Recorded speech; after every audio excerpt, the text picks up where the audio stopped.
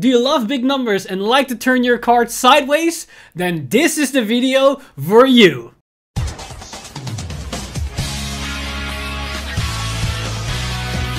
Stand up!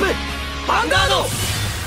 Chaos ensued with the fall of the Sanctuary 2,000 years ago. From its ashes emerged a new order named the Cloud Knights, ruled by the infamous Apex ruler Bastion. The now crippled nation needed a new order to enforce peace upon its citizens, this time governed something more akin to that of a tyrant. Apex ruler Bastion is the captain of the Cloud Knights Heavily Brigade, a fierce warrior that puts fighting prowess over anything. This is seen in Bastion's playstyle, as he's all about conscripting the various powerful grade 3 units Caedo's Sanctuary has to offer. This does come with a heavy cost, as not only does Bastion sacrifice its early game, it also lacks heavily in the defense department.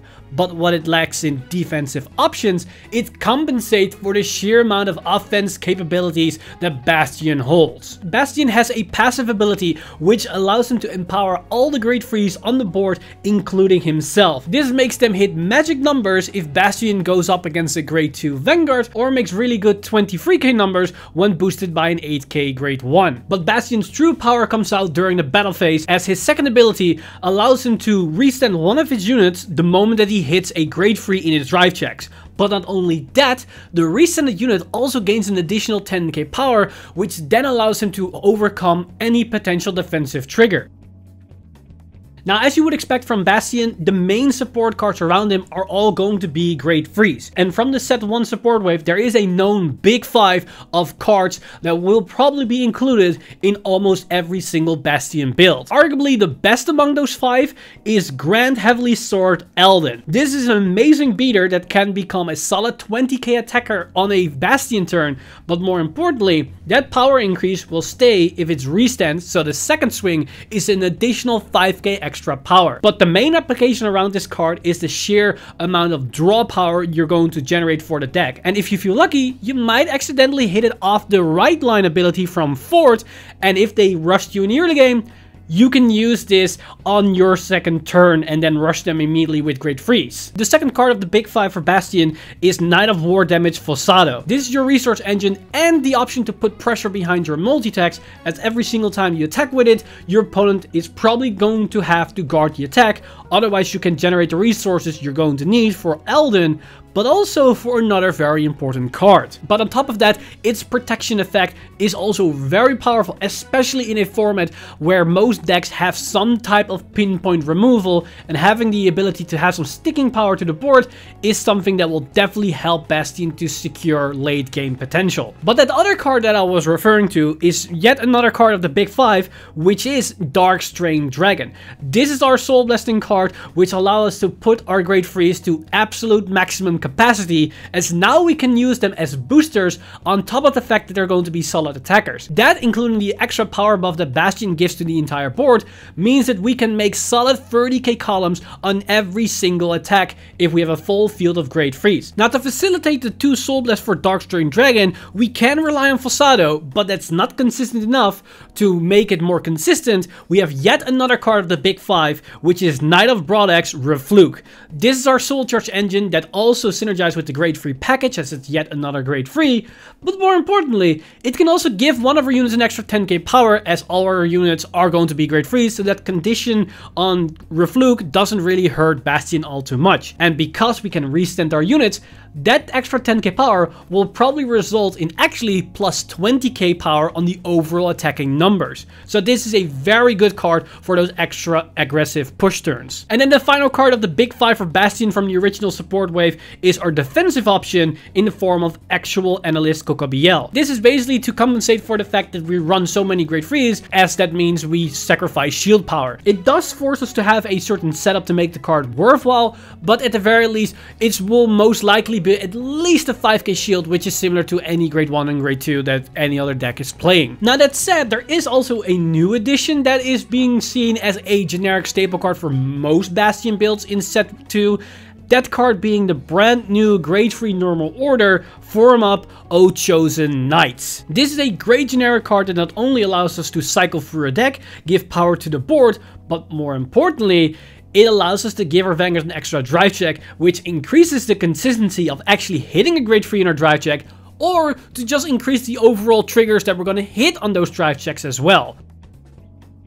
Bastion has access to the generic Bastion right line, which sees us going from base into fort into rooks and then into Bastion, and this right line has the advantage where we can turn the excessive amount of grade 3s in our hand into potentially early aggression or mid-game at card advantage. As with fort, we can reveal 2 cards and then hopefully call a good card from the top of our deck, and then with rooks we just draw a card by revealing 3 grade 3s. The problem, however, that I have with this right line is that with fort, it's almost a 50-50 chance where you're going to call either a trigger or an actual grade 3. And hitting the trigger hurts a lot because it actually does absolutely nothing for your entire game plan, because you cannot put another card onto the board to make that trigger count, because you run mainly grade 3s, so you cannot call a grade 1 behind it or a grade 2 in front of it. And you most definitely are not going to call another trigger from your hand to make it a 10k attack. And then during your grade 3 turns, you're probably going to call a grade 3 on top of it, or maybe going to let it onto the board, but that 5k power is definitely not as good as a potential 15k booster if you're going to call multiple grade 3s. So it's a very awkward position to be in. And with rooks, rooks is a solid draw engine, but at the same time, you're going to give information to your opponent by showing to them that you have an excessive amount of grade 3s, and also which type of grade 3s. And card information from your opponent has a lot more advantage than most people realize. So with that thought, I personally would run the Blaster right line. So we're going to see us going from Full Bow into Blaster Javelin into Blaster Dark and then into Bastion. Now the right line itself allows us to superior call a unit with Javelin the moment that we ride Blaster Dark. Just like Fort, it's for free. The major difference here is that we don't show any cards from our hand, but the card is called into rest position. Now, as already explained, it's a 50-50 toss-up by going to either calling a trigger or not. But by riding into Blaster Dark, you don't really care for that 50-50 anymore, because that unit is going to be retired anyways for an extra drive check and 15k Vanguard pressure on turn 2. That extra drive check can give you more cards in hand, but at the same time allows you to hit more early triggers. And if you can ramp up an extra couple of crits in the early game, that can mean much more the moment you hit your Bastion turn and start swinging with those big grade 3 units. But on top of it, it also counters the generic play against Bastion, because the strategy behind a Bastion deck is that you want to rush them as hard as possible. But if they see your Full Bow starter and they see you going into Blaster Javelin, they might think you're actually playing Phantom Blaster Dragon, and then maybe they might withhold themselves from actually rushing you, which then allows you to capitalize on that extra breathing room that you got in the early turn. And in the case that they did rush you, Blaster Dark will give you that extra free retire, so you can negate the rush at least a little bit. But on top of it, if in the twin drive you would hit a heal trigger, that's then one more extra damage that you are going to be able to take, thus having more breathing room from the early rush. The triggers for Bastion are, in my opinion, relatively set, as you're going to play mainly crits and fronts. Now, depending on how many crits and how many fronts, that all comes down to your personal preference. I would advise mainly playing 8 crits and then 3 of the new 20k shield fronts, but if you prefer at least to run 4 of those fronts to have that extra shield power, that's definitely completely fine. It all also comes down to if you're going to play the Blaster Dark right line or not, because if you're going to play Blaster Dark, running more crits is definitely more favorable, because that increases the chance of actually hitting a crit in that early twin drive, which then forces your opponent at a higher damage, which then you can capitalize on with your Bastion turns. You might think to yourself, maybe running draws can also be nice to help you to populate the board with all your grade 3s, but keep in mind, draw triggers in Bastion aren't as good in any other generic deck, because you most likely are going to draw into a grade 3 which has 0 shield value. So not only are you going to sacrifice the shield value of running a draw trigger instead of any other trigger, but you're also not going to compensate for that, because the cards that you're going to draw into are most likely going to be cards without shield. So you want to run those other triggers to at least make those triggers count as defensive cards, because as a Bastion deck, all the defensive options will matter. For the deck list in this particular spotlight, I went with a pretty generic build that is a very good solid foundation for any player that then wants to go into a different direction. But I did add my personal splice to it, because as you can see right now, I do indeed play the Blaster Dark Ride-Line, as I do feel it's more beneficial and more advantageous than the original Bastion build, because not only does it give you the option that your opponent might think you're playing something else, thus not making the correct early game calls, but at the same time you have more consistency in what type of value you're gonna generate, unlike the one that we see with the pure Bastion Ride-Line. Now, as for the rest of the deck, as you can see, we're going to be running full playsets of the big 5 cards. So we see Elden, we see Falsado, we see Darkstrain Dragon, Reflug, Gogobiel, but we also see 3 copies of Form Up O Chosen Knights. Now, the reason why I only play 3 copies of this is because I don't want to clutter my hand in the early game with these cards, as I can only use once per turn and only from turn 3 onwards. But at the same time, it doesn't matter if you play the Bastion Ride-Line or the Blaster Dark Ride-Line, you don't really want to see them from your grade 1 call, because then those cards would actually be immediately put into the drop zone, and that's definitely not something you want to see happening. Now, overall, the game plan tactic behind Bastion isn't the hardest thing to grasp, as what you're going to try to do is get your grade 3s on the board. Your main priority is Elden, as that's your strongest attacker, and use them to restand with Bastion to hit at least 4 times every single turn. If you're gonna attack with Elden, then Elden will be on the first swing 20k, and the moment it restands, it will actually be 35k, because it gets another 5k and a 10k of Bastion. All other grade 3s will just be 15 and then 25k, not including triggers or any additional power increase. Now, talking about those power increase, you can use Reflug to empower your board, and you can decide to put the power onto the unit which you hopefully want to restand, thus getting double the value of Reflug. And you also can use Darkstrain Dragon to increase your numbers on your columns even further.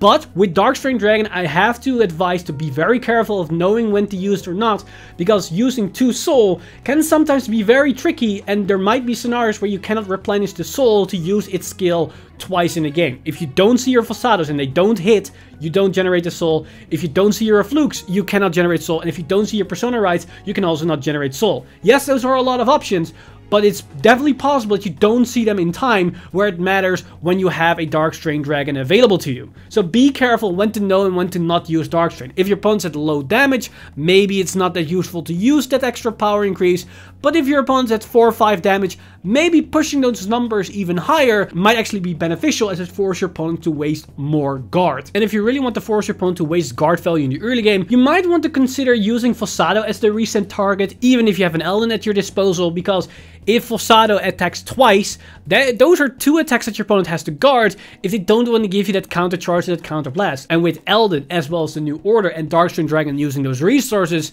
you have enough ways to put those resources to use. So this is another option where you might sacrifice early damage for just forcing your opponent to waste more shield value.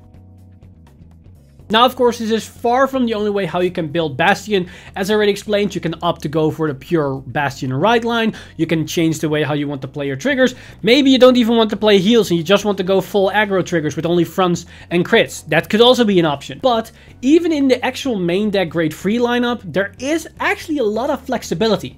I'm running mainly 4-offs of every single card right now, as that's a solid foundation and it works. But you can definitely maybe put 1 copies of certain grade 3s out of your deck. Maybe you don't want to play 4 Darkstrains. Maybe you think 4 Reflugs or Falsados are a bit too much. Maybe you want to put 1 Elden to the side to have another card that uses Counterblast a lot. There are definitely a lot of different ways that you can build a deck. And we got 2 cards from the previous sets which are still actually pretty viable till this day. One of those cards being the grade 3 main unit Divine Sister Lapisto. This is effectively another way to add multi-attack potential to your deck, as now not only if you hit a grade 3 you will restand the unit, now if you hit a trigger you can restand another unit. Yes, it costs 2 Counterblast, but there are definitely scenarios where you can use that Counterblast if you got rushed in the early game and you want to push them back. This is another way to do it. And if you feel lucky, you can actually hit 5 attacks in a single turn, because if you hit a grade 3 and a trigger in a single drive check, you can restand both front row units with her skill and Bastion on top of it, which can be pretty devastating, especially if your opponent is at 4 or 5 damage. Another very solid optional card that you can run in your main lineup is the grade 3 normal order, the Hour of Holy Judgment Cometh. This is basically a order version of Elden, only now you give the 5k power to a specific unit of your choosing. and the power doesn't stack double time that you have with Eldon if the unit restands. But overall, it's another way to add more draw power to your deck, so you can either replace this in the likes of the O Chosen Knight normal order, or maybe you can replace a couple of copies of Eldon for discard. Now, I wouldn't advise you in most instances, but let's say, for example, you're on a tight budget and you don't have the money to spend into those Eldons. This might be a cheap alternative. And speaking about budget alternatives and new options, we also got a couple of new grade 3 options from the latest support wave, and one of those cards being the new triple R grade 3 for Caedo's Sanctuary, Heavenly Bow of Endivine Guidance Reveresos. This is basically another grade 3 that can be a boosting option, so if you don't really like to rely on Darkstone Dragon all too much, this can be another way to basically put more boosting potential behind your Vanguard attacks or just your rearguard attacks. And the only issue is that you need a Persona Ride, so it might not be live every single turn, but the awesome thing about this particular card is that it is a restanding booster, so your entire column will restand, so you have a pretty powerful attack twice, which is actually pretty nice. Another alternative option that you can run off as a tech choice is the grade 3 Soaring Dragon, Prideful Dragon.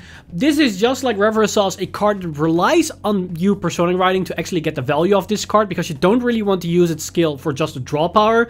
It's mainly here to be a stronger attacker that swings with a double crit, but mainly a double crit unit that swings twice. So if you like a card like this and you want to put more crit pressure behind your attacks, this is definitely an option that you can think about to put it into your deck as maybe a 1 or 2 off tech option. And finally, if you want to add more defensive capabilities to your Bastion list, you can run the brand new grade 3 Blitz Order, Noble Will. This is effectively yet another 20k shield card in your deck. This can replace Cocobiel, but there are definitely some downsides to this particular card, as the fact that this is a order card, so you cannot call to the field, which means that you cannot always dedicate an entire board. That can sometimes screw with you, and at the same time, it's yet another card that can whiff you on your right line calls, as this is a card that cannot be called to the field, so it might lower the consistency of Blaster Javelin or on Fort. But that said, it is definitely more shield value than Cocobiel in almost every situation. So it depends on your preference and what you want to play. This can definitely be another option to play as well. And that's about everything that we can discuss for the Bastion build. Now, most people know the Bastion build is relatively simple and easy to understand. It's a great deck for new beginners to start playing Vanguard, because it doesn't really have a lot of intricate combos and a lot of hard decisions to make, at least on the surface. Once you get in the nitty-gritty, Bastion plays do matter at some point, where you know which type of grade 3s you need to call and when and where, and when to use a certain skill. They do matter in the end point, but just as a starting point, I think the Bastion deck is a very nice place to start for new players.